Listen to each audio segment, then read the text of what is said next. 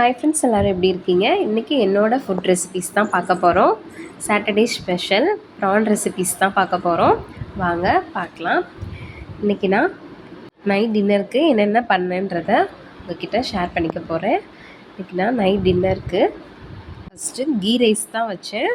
Key ரைஸ்க்கு ஒரு குக்கரில் 2 ஸ்பூன் நெய் ஊற்றிட்டு கொஞ்சமாக எண்ணெய் ஊற்றிட்டு பிரிஞ்சி இலை, பட்டை, கிராம்பு, கொஞ்சம் முந்திரி எல்லாம் போட்டு நல்லா வறுத்துட்டு 2 பெரிய வெங்காயத்தை நீளமாக கட் பண்ணி போட்டு நல்லா வதக்கிட்டேன். ரொம்ப பொன்னிறமாக வெங்காயத்தை வதக்கக்கூடாது. கீ ரைஸ்க்கு எப்பயுமே வெங்காயத்தை கொஞ்சமாக ஒரு லேசான பதத்தோடு மட்டும்தான் வதக்கணும். ரொம்பையும் ப்ரௌன் கலர் வர வரைக்கும் வதக்கக்கூடாது. கொஞ்சமாக இஞ்சி பூண்டு பேஸ்ட் போட்டு அதையும் நல்லா வதக்கிடணும். வெங்காயம், இஞ்சி பூண்டு பேஸ்ட்லாம் நல்லா வதங்கினதும் ஒரு கைப்பிடி அளவுக்கு கொத்தமல்லி, ஒரு கைப்பிடி அளவுக்கு புதினா ரெண்டையும் போட்டு நல்லா வதக்கிடணும். எல்லாத்தையும் நல்லா வதக்கிட்டு நான் ஒரு 1/2 கிளாஸ் அளவுக்கு தயிர் எடுத்து வச்சுருந்தேன். நல்லா கெட்டி தயிராக இல்லாமல் நல்லா மிக்ஸ் பண்ணி வச்சுக்கணும். தயிரை கெட்டியாக இருக்கக்கூடாது. நல்லா மிக்ஸ் பண்ணி வச்ச தயிரை இதோட சேர்த்துட்டு நல்லா கிண்டி விட்டுட்டு எல்லாத்தையும் நல்லா வதக்கிட்டு தேவையான அளவு ஜீரக சம்பா அரிசியும் தண்ணியும் நான் ஊற வச்சுருந்தேன். 2 கிளாஸ் ஜீரக சம்பா அரிசிக்கு 3 கிளாஸ் தண்ணி அளவு ஊற்றி ஊற வச்சுட்டேன். அதையும் போட்டு தேவையான அளவு உப்பு போட்டுட்டு ஒரு 4-5 விசில் வச்சுட்டேன். குக்கரை ஸ்லோ ஃப்ளேம்லேயே வச்சு மீடியம் ஃப்ளேமில் வச்சு ஒரு விசில் மட்டும் வச்சா போதும். கீ ரைஸ் சூப்பராக ரெடி ஆயிரும். இன்னொரு பக்கம் ப்ரான் கிரேவி தான் ரெடி பண்ண போகிறேன். இதுக்கு ஒரு பேனில் கொஞ்சமாக நல்லெண்ணெய் ஊற்றிட்டு ஒரு 2 பெரிய வெங்காயத்தை நல்லா மிக்சியில் நல்லா அரைச்சி எடுத்துக்கிட்டேன். நல்லா நைஸாக அரைச்சிடணும். நல்லா அரைச்சிட்டு கொஞ்சமாக சோம்பு போட்டுட்டு வெங்காயத்தையும் இதோட போட்டு நல்லா வதக்கிடணும். வெங்காயம் நல்லா வதங்கிடணும். இதில் நான் ஒரே ஒரு ஸ்பூன் இஞ்சி பூண்டு பேஸ்ட் மட்டும் போட்டு நல்லா வதக்கிட்டேன். வெங்காயமும் இஞ்சி பூண்டு பேஸ்ட்டும் பச்சை வாடை போட அளவுக்கு நல்லா வதக்கிடணும்.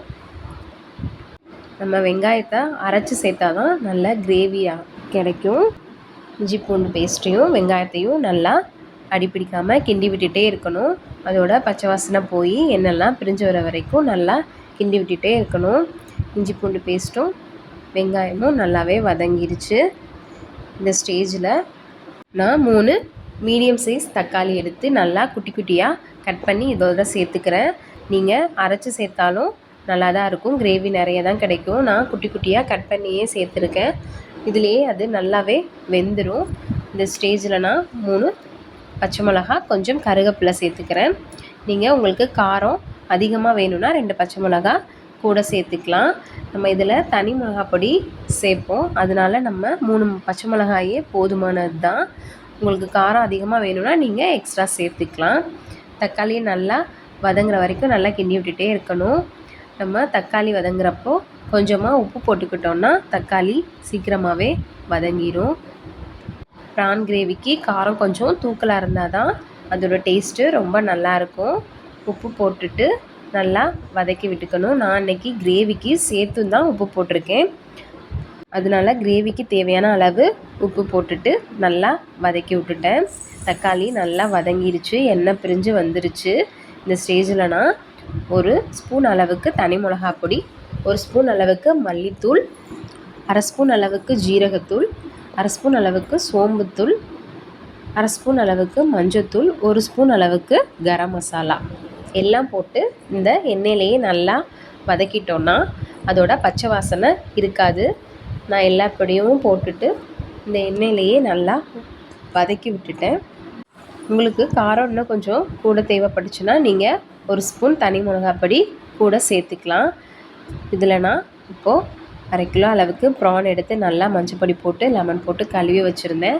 அதை இதோட சேர்த்துட்டு நல்லா கிண்டி விட்டுக்கிட்டேன். ப்ரான்லேயே நம்மளுக்கு தண்ணி வரும் அது வேக அதனால் நம்ம கொஞ்சமாக தண்ணி மட்டும் ஊற்றினா போதும்.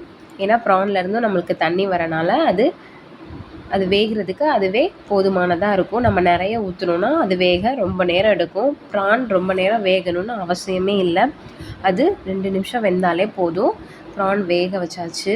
அது ஒரு பக்கம் வெந்துட்டுருக்கு. இந்த பக்கம் குக்கர் விசில் இறங்கிடுச்சு. கீ ரைஸ் சூப்பராக ரெடி ஆயிடுச்சு.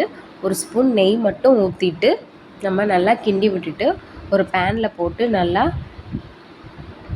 கிண்டி விட்டுட்டோன்னா அது உதிரி உதிரியாக இருக்கும். அப்படியே குக்கர்லேயே வச்சுருந்தோன்னா அது அப்படியே டைட்டாகிட்டு ஒரு மாதிரி குழஞ்ச மாதிரி ஆயிரும். ஸோ ஒரு நல்ல விரிவான நல்ல அகலமான பேனில் போட்டு மூடி வச்சிட்டோன்னா அது நல்லா உதிரி உதிரியாக இருக்கும்.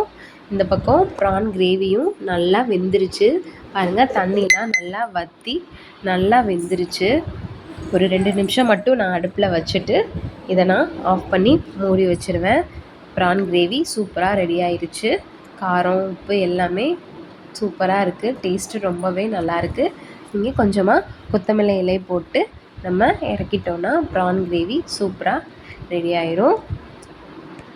ஒயிட் ரைஸ்க்கும் இந்த ப்ரான் கிரேவிக்கும் டேஸ்ட்டு வேறு லெவலில் இருக்கும். இதுக்கு இன்னொரு சைட் டிஷ்ஷாக நான் இன்றைக்கி பட்டர் கார்லிக் ப்ரான் தான் செய்ய போகிறேன். இதை நான் ஃபஸ்ட் டைம் செய்கிறேன். ஒரு பேனில் கொஞ்சமாக பட்டர் போட்டுக்கலாம். கொஞ்சம் கூடுதலாகவே பட்டர் போட்டுக்கலாம். பட்டர் போட்டுட்டு நல்லா அதை மெல்ட் ஆக்கிட்டு ஒரு 6-7 பூண்டு நல்லா பெரிய பூண்டு எடுத்து குட்டி குட்டியாக கட் பண்ணி வச்சுருந்தேன். அதையும் இதோட போட்டு நல்லா அதிலையே வதக்கிக்கலாம். பட்டர்லேயே நல்லா குட்டி குட்டியாக பூண்டை கட் பண்ணிடணும். அப்போ தான் நம்ம அந்த ப்ரானோட சேர்த்து மென்று சாப்பிடும்போது அதோட டேஸ்ட்டு நல்லாயிருக்கும். நல்லா வதக்கிடணும். அந்த பட்டர்லேயே நல்லா பொரிஞ்சு வர மாதிரி நல்லா வதக்கிடணும். நல்லா வதங்கிடுச்சு. கிண்டி விட்டுட்டே இருக்கணும் வதங்குற வரைக்கும். ஏன்னா கருகிடக்கூடாது. ஓரளவுக்கு ப்ரௌன் கலர் வர வரைக்கும் நல்லா வதக்கிடணும். நல்லாவே வதங்கிடுச்சு. இதில் நான் ஒரு 150 கிராம் அளவுக்கு ப்ரான் எடுத்து நல்லா உப்பு போட்டு லெமன் போட்டு கொஞ்சமாக பெப்பர் தூள் போட்டு ஒரு 1/2 அன் ஹவருக்கு ஊற வச்சுருந்தேன். அதையும் இதோட சேர்த்துட்டு இன்னும் கொஞ்சம் பெப்பர் தூள் போட்டுக்கிறேன். ஏன்னா பெப்பர் தூள் கொஞ்சம் தூக்கலாக இருந்தால் தான் அந்த பட்டர் கார்லிக் ப்ரானுக்கு டேஸ்ட் நல்லாயிருக்கும்.